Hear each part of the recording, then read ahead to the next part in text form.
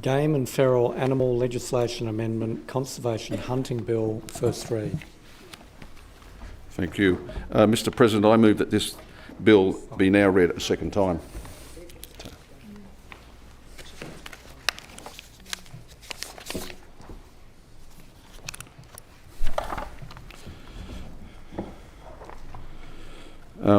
Mr President, on behalf of the Shooters, Fishers and Farmers Party, I'm pleased to introduce the Game and Feral Animal Legislation Conservation Hunting Bill 2025. This bill will amend the Game and Feral Animal Control Act 2002, number 64, to recognise the significant environmental, social and economic impact of conservation hunting in this state. The bill will also amend the Crown Land Management Act 2016 to facilitate targeted conservation hunting of declared areas on Crown land other than National Park estate land by persons holding a conservation hunting licence, and the Forestry Act 2012 to promote the use of state-owned forestry areas for hunting. The bill will also amend the tabled Section 11 genuine reasons of the Weapons Prohibition Act to allow a conservation hunting licence to be as a genuine reason for applying for a permit to have a sound moderator on a firearm. Recreational and conservation hunters are vital partners in controlling invasive species such as feral pigs, rabbits, foxes and wild deer in New South Wales, which in overabundant populations can cause environmental degradation and economic impact. Unlike sporadic and government-run management programs which cost the New South Wales millions of dollars each year, recreational and conservation hunters contribute over $500 million to the New South Wales economy, mainly in regional and rural areas of New South Wales. It is also timely to introduce bounty schemes in New South Wales on foxes, cats and feral pigs, and that these schemes have oversight from a dedicated conservation hunting authority. Bounty schemes in Australia are a proven and effective tool in incentivising community participation in the control of pest species, such as pigs and foxes, and of course feral cats. When integrated into a well-balanced, cost-effective and ongoing management program, these schemes encourage landholders and their staff, recreational hunters and paid or contract pest controllers to contribute to broad-scale, community-based pest removal efforts. New South Wales farmers, as well as the Shooters, Fishers and Farmers Party, know that by providing financial incentives, bounty programs can help maintain sustained pressure on pest populations, complementing other control measures such as aerial and ground shooting programs, trapping and coordinated baiting programs. The success of such initiatives depends on proper oversight, verification mechanisms and an alignment with scientifically backed pest management strategies to ensure long-term ecological, economic and social benefits. This is something that has been sadly lacking in most government-funded programs to date. The primary objectives of these amendments are to better enable conservation hunting on private and public lands, to assist with control and management of introduced species of animals, and recognise hunting as a cultural activity by both Indigenous and non-Indigenous citizens of New South Wales that has a significant social and economic impact in this state. This bill will align New South Wales with world's best practice conservation, enhance rural economies and protect our longest standing cultural tradition, one that has been undertaken since we first emerged as humans and began developing culture. That cultural tradition, of course, is hunting. One only has to look at the ancient rock art anywhere in the world, including Australia. That rock art prominently features fish and animals and hunting scenes. Much to the chagrin of our friends the Greens and their competitors, the Animal Justice Party, you never see a cave art depicting a vegan meal. And as modern philosophers Homer and Bart Simpson so aptly put it, you don't make friends with salads. This bill ensures that responsible conservation hunting remains a well-regulated, sustainable and beneficial practice for future generations in New South Wales. I will now turn to the detail of the bill.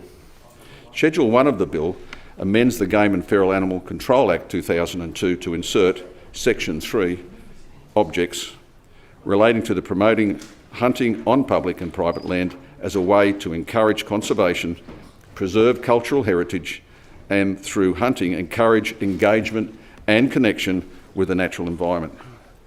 the bill inserts a clause in section 3A to recognise the role of licensed responsible conservation hunters, assisting with control of overabundant game and feral animals. It recognises that hunting on public and private lands as a way to not only encourage conservation of the natural environment and native species, but also to preserve the cultural traditions of differing groups and encourage engagement and connection with the natural environment. Section 4, definitions, is amended to include definitions of the new Conservation Hunting Authority, the responsible department, local land services, the Minister for Hunting and Fishing, the Secretary and a public sector agency in respect to this bill. This bill formalises the Minister for Hunting and Fishing, ensuring that hunting and fishing, which is a major primary industry in New South Wales, generating $1.2 billion in economic impact each year, receives dedicated representation at the highest level of government it deserves.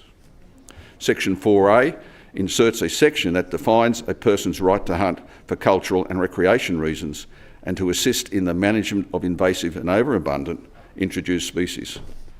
The bill further states that the right to hunt may be exercised on private land and on declared public lands with the consent of the landholder, of course.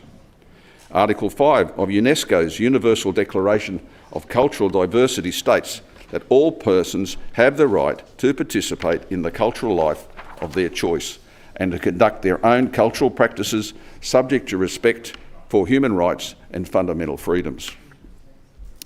Those divisions may be narrowing. The 2006 Australia State of the Environment report identified an emerging realisation that cultural and natural heritage are integrated, and a recognition by both Indigenous and non-Indigenous Australians of intangible heritage and cultural landscapes, but still persist, not least of which is in the public understanding of what this really means. Hunting is recognised and celebrated as an intrinsic part of Indigenous Australians' cultural heritage.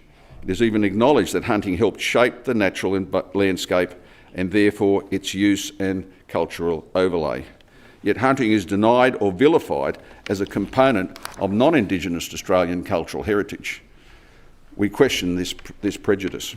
Non-Indigenous hunters in Australia have a complex and multifaceted relationship with hunting as a cultural activity, which may differ from that of the Indigenous hunters.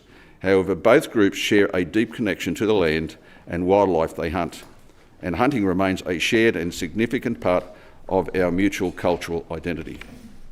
New South Wales Government has aspirations and policy for cultural and community inclusivity in this state.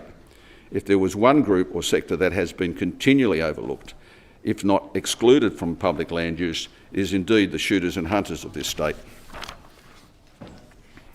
Use of public lands, especially reserved public lands, has specifically excluded hunting and gathering due to influence of extremist groups such as the Invasive Species Council, which was established by two anti-hunting animal rights extremists and now has a CEO who's a former Greens staffer in this place, who always talk about problems, but when a solution comes along, can't accept it because it involves hunters.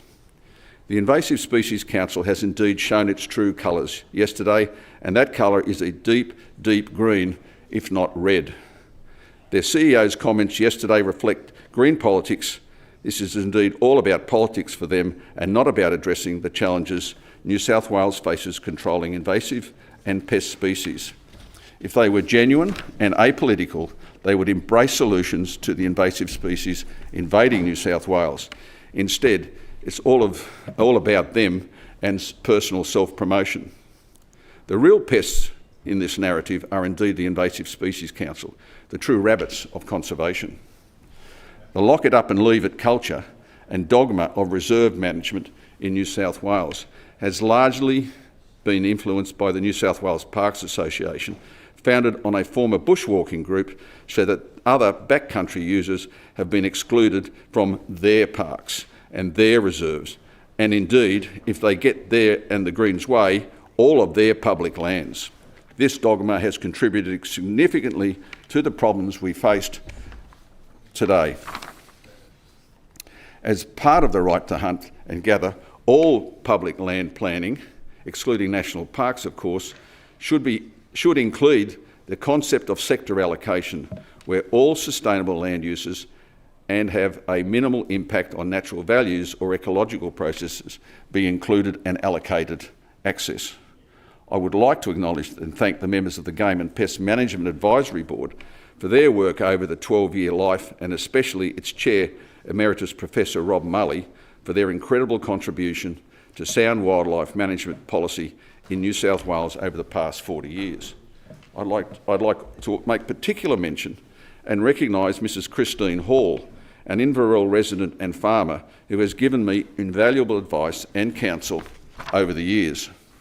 Her insights into the impact of invasive species on farmland has been educational for me in the best possible way. It is now time to move to the next stage of the development of collaborative community-based conservation hunting in New South Wales. A new conservation hunting authority is to be established in Part 2 of the Act by the amendments to this bill. In this bill.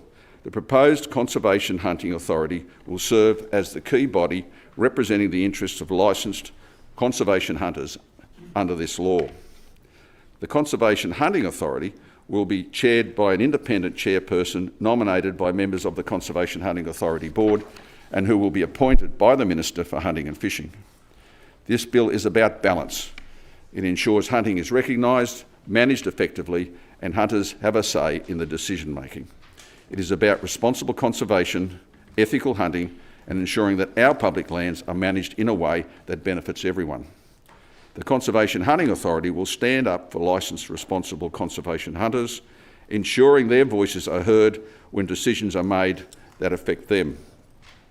But collaboration is key, so the authority will work alongside groups like the Pest Animal Council and local land services to address shared concerns and advocate for licensed responsible conservation hunters to be involved and utilised in the management of game and pest animals on private land and declared public land. Ongoing education of hunters is a key component of responsible pest management, risk mitigation and firearms, and of course hunting safety. Around the world, structured hunter educational programs have played a vital role in reducing firearm-related accidents, promoting ethical hunting practices and ensuring that wildlife management is conducted in a humane and scientifically informed manner. Many successful conservation programs worldwide, from African game reserves to Australian pest control initiatives, rely on regulated hunting to control invasive species, fund conservation efforts and maintain ecological balance. Educating hunters empowers them to advocate for their role in conservation, ensuring that policy decisions are based on the facts rather than pure ideology. Furthermore, misinformation about hunting and firearms can influence public perception and lead to poorly designed policies that hinder effective pest control.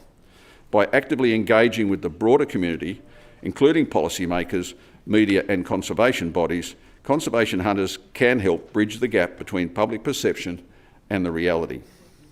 In New South Wales, ensuring that conservation hunters are well informed and equipped with factual knowledge and strengthens their role as responsible stewards of the land, while reinforcing their legitimacy as key contributors to pest control and broader conservation efforts.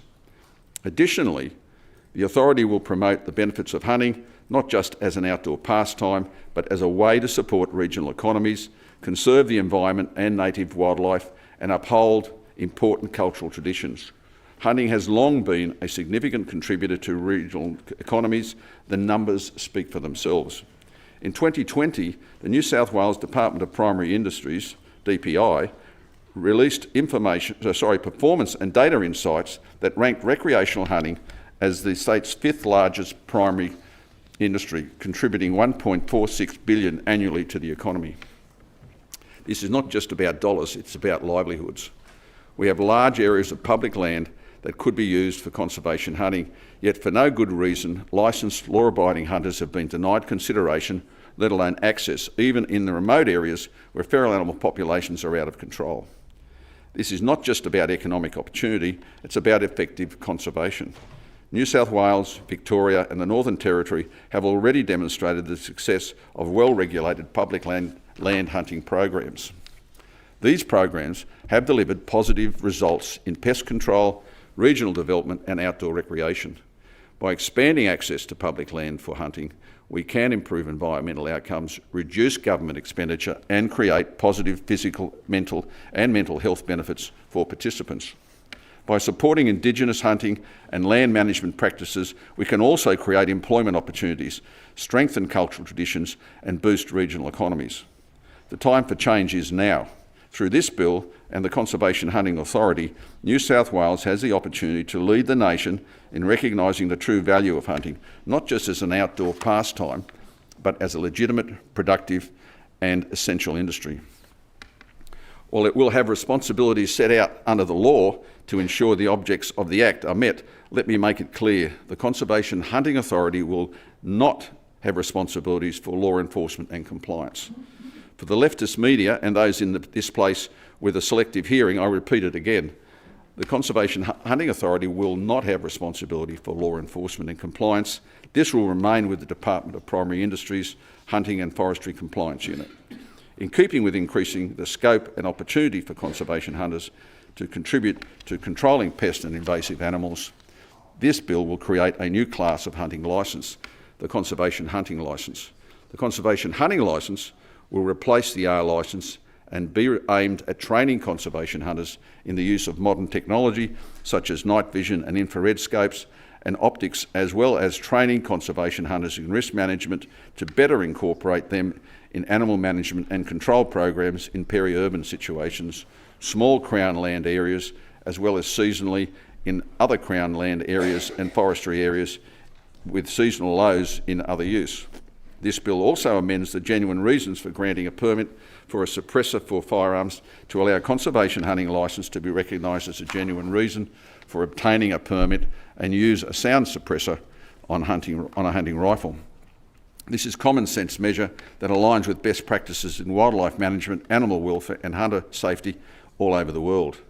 A suppressor helps reduce an animal's stress response, ensuring more ethical hunting practices. This leads to more effective population control, particularly for pest species such as deer and feral pigs. Simply put, more animals can be taken more easily and more humanely. Let me be clear, suppressors do not make firearms silent, nor do they increase risk to public safety. They are a tool, one that is widely accepted overseas for legitimate hunting and pest management. There is no connection there, be it in New Zealand, the UK, USA or in Europe, no connection between suppressors and criminal activity. Recognising the conservation hunting licence as a valid reason for a suppressor access simply aligns the law with practical science-based conservation efforts. This bill is about balance. It ensures conservation hunting is recognised. It is about responsible conservation, ethical hunting and ensuring that our public lands are managed in a way that benefits everyone.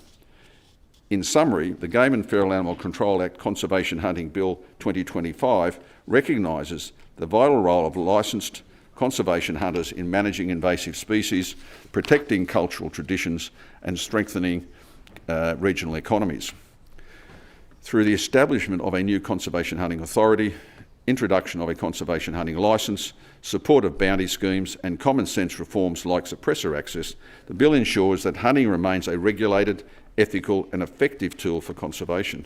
It affirms the right of all citizens, Indigenous and non-Indigenous, to hunt for cultural, recreational and environmental purposes while enabling a collaborative, community-based approach to land and wildlife management across New South Wales. I commend the bill to the House.